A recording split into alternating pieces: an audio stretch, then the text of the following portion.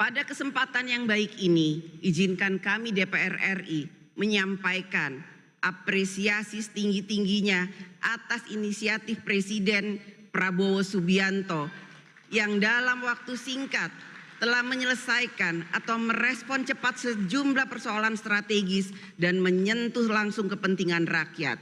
Di antaranya, pencabutan izin tambang di kawasan Geopark Raja Ampat,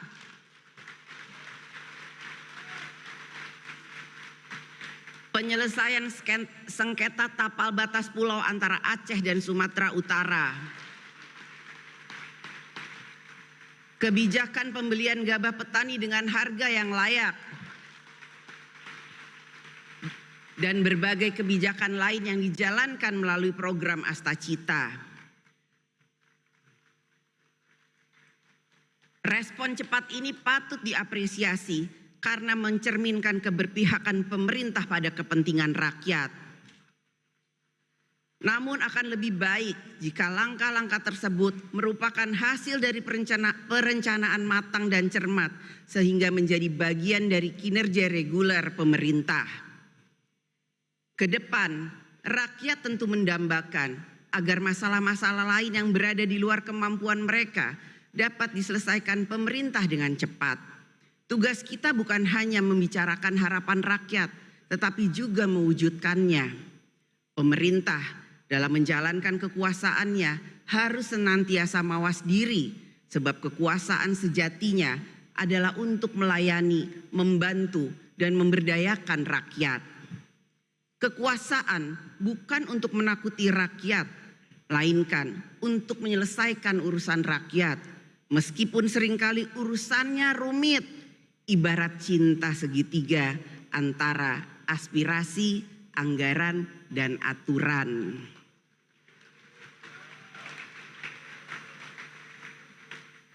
Namun, serumit-rumitnya cinta segitiga itu selalu ada saja jalan untuk menemukan solusi yang terbaik bagi bangsa dan negara. Walaupun kadang terasa pedih, kadang patah hati, tetapi ya kita harus move on.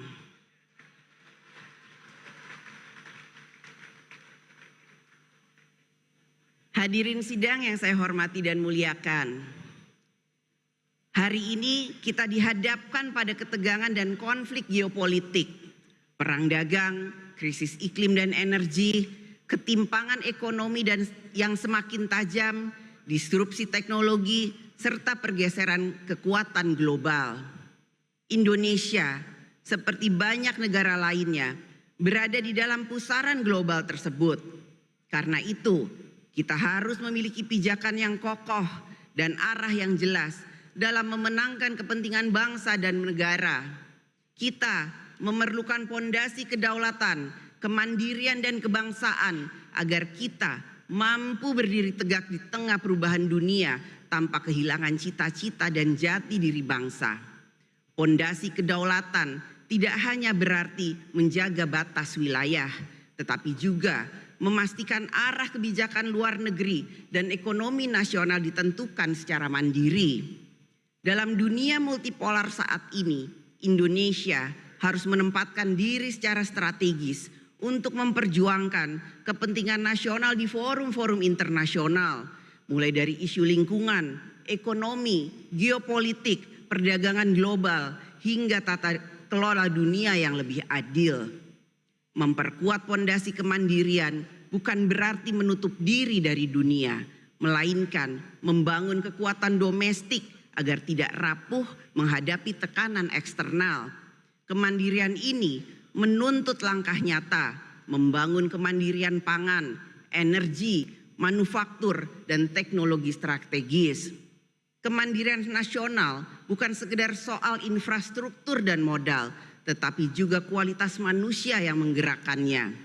Karena itu, investasi pada pendidikan, penguasaan teknologi, dan pembangunan karakter bangsa menjadi bagian tak terpisahkan dari strategi kemandirian.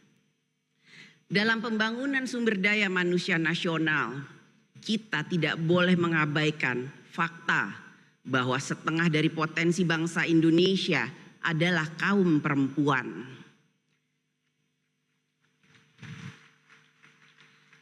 Data Badan Pusat Statistik atau BPS tahun 2024 menunjukkan 49% penduduk Indonesia adalah perempuan.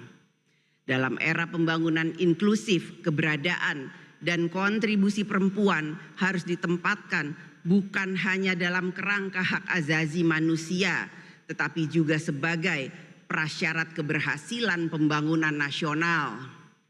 Hakikat pembangunan adalah membebaskan manusia dari belenggu ketidakadilan, kemiskinan, dan ketertinggalan. Karena itu, laki-laki dan perempuan harus sama-sama terbebas dari belenggu tersebut dan sama-sama meraih kesejahteraan. Bukan hanya laki-laki saja atau perempuan saja, tetapi laki-laki dan perempuan yang harus sejahtera. Saat ini, keterwakilan perempuan di DPR RI periode tahun 2024 sampai 2029 mencapai rekor tertinggi sepanjang sejarah, yaitu sekitar 21,9% atau 127 dari 580 anggota DPR. Ini adalah kemajuan yang patut diapresiasi, namun masih jauh dari target ideal minimal 30% keterwakilan perempuan di lembaga legislatif, sebagaimana semangat afirmasi kesetaraan gender dalam politik Indonesia. Suara perempuan adalah nada asli yang ikut membentuk simfoni kehidupan bangsa. Tanpa nada itu, melodi peradaban akan kehilangan harmoni, hanya seperti denting yang tak pernah menjadi lagu.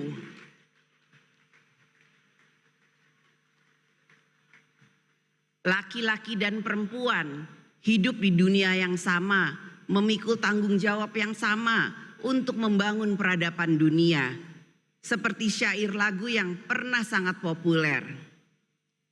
Imagine all the people sharing all the world. You may say I'm a dreamer, but I'm not the only one. I hope someday you will join us and the world will live as one.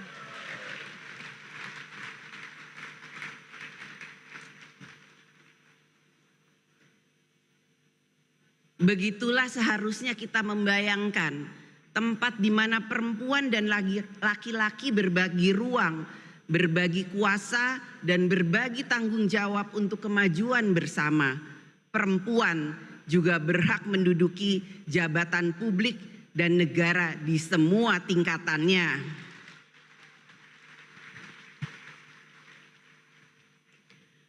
Pondasi berikutnya yang tak kalah penting adalah membangun pondasi kebudayaan. Kebudayaan bukan sekedar menjaga warisan masa lalu, melainkan juga sebagai upaya memperkuat jiwa kolektif yang menyatukan dan memberi arah moral bagi bangsa kita.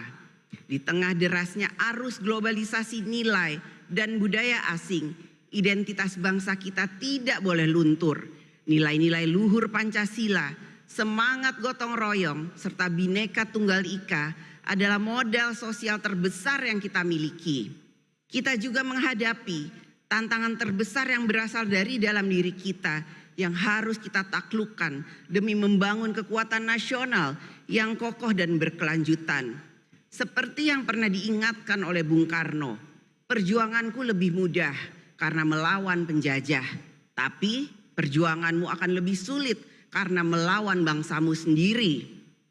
Di satu sisi, rakyat kita dengan segala keterbatasannya memiliki etos kerja yang luar biasa.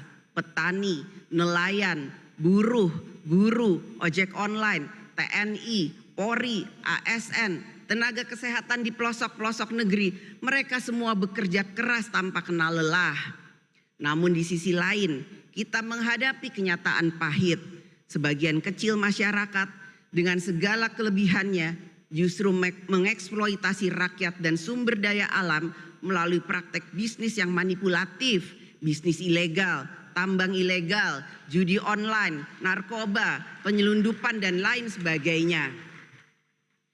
Keuntungan mereka sudah melampaui batas rasionalitas ilmu ekonomi dan nilai peradaban.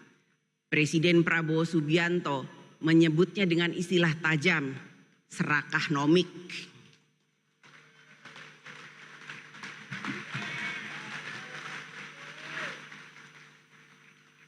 Sebuah perilaku serakah yang merusak sendi-sendi kehidupan berbangsa dan bernegara. Ini adalah persoalan serius yang harus kita hadapi bersama. Menghadapi tantangan ini, kita membutuhkan pendekatan yang komprehensif, meliputi politik, ekonomi, hukum, budaya, dan komitmen bersama seluruh elemen bangsa. Kita perlu menjalankan transformasi ekonomi dan keadilan sosial yang nyata, penegakan hukum yang tegas dan tidak pandang bulu, serta kerja kolektif dalam mewujudkan transformasi nasional. Dengan kebersamaan dan tekad bulat, kita yakin bahwa kita mampu memperkuat fondasi nasional yang akan menjadi kekuatan demi mewujudkan Indonesia yang adil, maju dan berdaulat. Saudara-saudaraku sebangsa dan setanah air, tahun 2045 akan menjadi tonggak bersejarah saat Indonesia merayakan 100 tahun kemerdekaan. Perayaan ini bukan sekedar momentum ulang tahun, tetapi juga menjadi titik awal dari Indonesia emas, sebuah era kejayaan dan kemajuan bangsa yang kita impikan bersama. Pada tahun 2045, jumlah penduduk Indonesia diperkirakan mencapai 324 juta jiwa, menjadikan kita negara dengan populasi terbesar ke-6 di dunia. Lebih dari itu, sekitar 70% penduduk berada pada usia produktif. Ini adalah peluang besar yang harus kita manfaatkan secara optimal. Kita memiliki 20 tahun untuk menuju tahun 2045.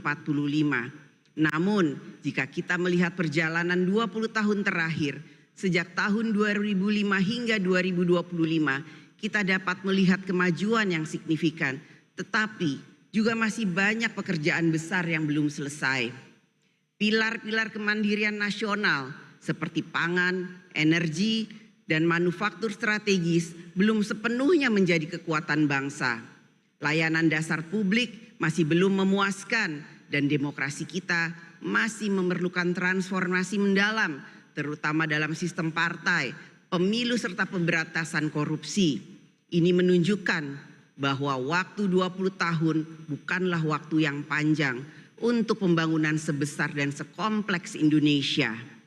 Jika kita terus berjalan dengan pola pikir dan sistem kerja lama, mimpi Indonesia emas 2045 hanya akan menjadi fata morgana yang indah tapi tak pernah akan terwujud.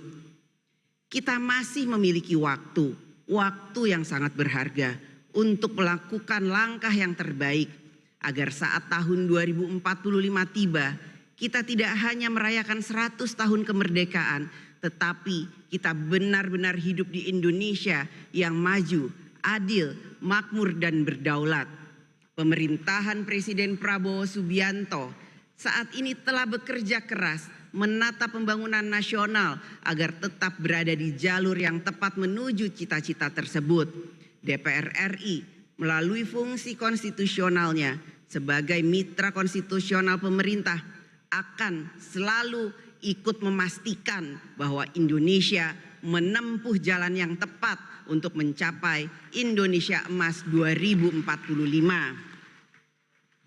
Hadirin sidang yang saya hormati dan muliakan, mari sejenak kita renungkan bersama. Ketika kita menatap wajah anak-anak di desa dan kota, terdengar suara riang mereka yang penuh harapan, tanpa tahu apa yang mereka hadapi di masa depan. Mereka percaya bahwa masa depan yang cerah adalah hak mereka tanpa syarat. Kepercayaan inilah yang menjadi amanat terbesar bagi kita semua, panggilan anak cucu kita, agar kita mewariskan negeri ini dalam keadaan yang lebih baik daripada yang kita terima. Hari itu bukanlah hari ini.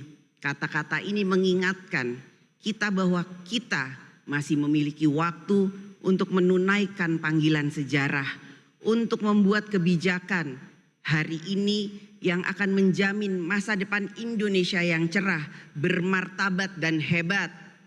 Mari kita jalankan amanah ini dengan tekad yang kuat, dengan kerja keras tanpa henti dan melayani rakyat dengan sepenuh hati.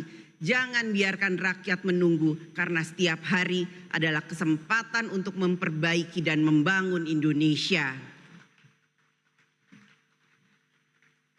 Dengan semangat itu, kita akan sampai di era Indonesia Emas 2045, bukan sebagai sekedar harapan, tetapi sebagai kenyataan yang akan kita raih bersama. Hari itu bukanlah hari ini. Kita masih memiliki kesempatan untuk menciptakan masa depan Indonesia yang lebih baik. Indonesia Emas bukanlah mimpi semu, melainkan janji luhur yang kita perjuangkan bersama. Dirgahayu ke-80 Republik Indonesia, Indonesia tanah pusaka, pusaka kita semuanya. Marilah kita mendoa untuk Indonesia bahagia. Merdeka! Merdeka! Merdeka!